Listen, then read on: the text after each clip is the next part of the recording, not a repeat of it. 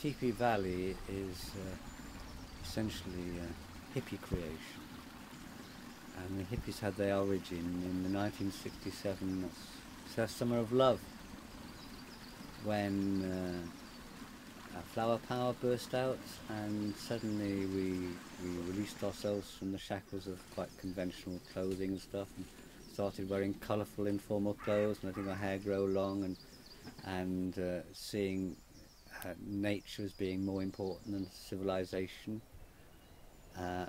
in some respects, well, in all respects really. So there was a very strong desire amongst hippies that what they really wanted to do was to get back to nature and live close to nature. And so quite a few hippies at that time started moving over to Wales, where it was much easier to find somewhere to live.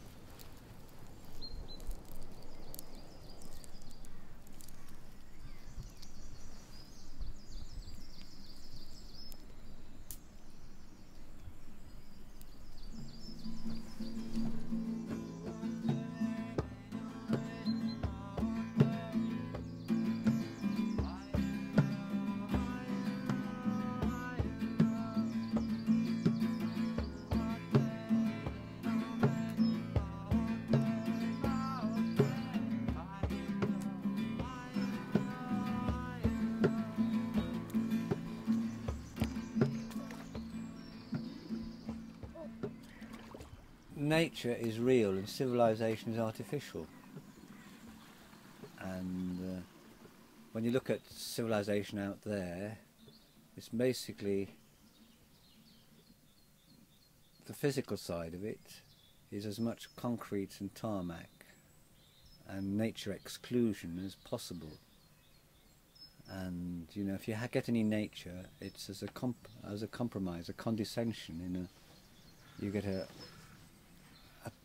concrete tub with plants in, and that's your nature. That's all you're getting. You might get a park, and maybe there are trees growing out of the concrete in the street, but really nature is specifically excluded because it's seen to be more of a nuisance than anything else. Whereas nature is as nature gives you, you know, and it's real, whereas our civilization isn't real. It's a fabrication, and it doesn't have to be like that. And so people have been living in little round houses with a fire in the middle for 250,000 years, say. Possibly even longer. Before that they had little nests and things, you know, the orangutans make nests, and the chimpanzees and bonobos make nests. And it's a continuation of the nests that our primate cousins made. And once you live in the round in a teepee, because we've been doing it for so long as a species, there's something in our DNA, so that when you do it, it triggers something in your brain that makes you feel so much at home, makes it feel so right to be living like this, because you've been living like your ancestors have been living like this for hundreds of thousands of years. And so there is this specific magic, being in touch. You feel you're in touch with your ancestors in a way, by living like this. And it's a real magic, living in the round, and that is possibly the most rewarding aspect of being able to live in a teepee. Because that tradition and that feeling of living in the round has meant so much to us that it's a real feature of what our community is here. Think about it. Human beings have been living like that probably since it's possible to describe us as being human beings. And when you look at society based on that kind of structure, you think, well, human beings have existed a long time. It's only been the last couple of thousand years, or the last 200 years, or the last 50 years where it's been like this. It doesn't have to be like this. It could be much better.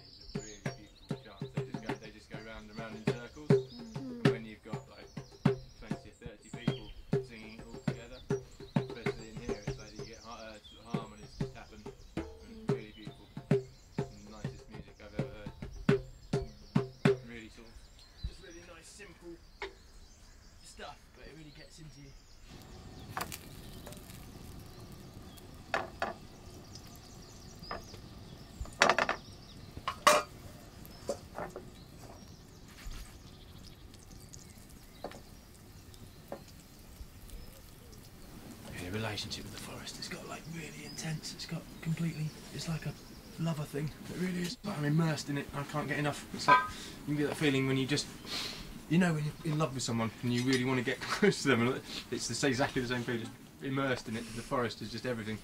It's absolutely fantastic. I've stopped caring about anything else. I don't care about anything except being in the forest.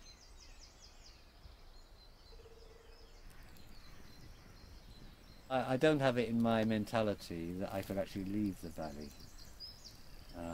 When I came here years ago, it became my homeland. It gave me such a unique honour and privilege of being able to live like this in a way that I only dreamt of when I was a kid. You know, I did dream of living like this. I never dreamt it would be possible. Then I found it was possible. And although there must be places with much kinder climates than here to go and do it in, I'm quite happy living in this climate where it rains fairly frequently, because at least we're not going to run out of water and live in a desert. And my children were born here, my grandchild is born here, and we all still live here. And so this is now our homeland.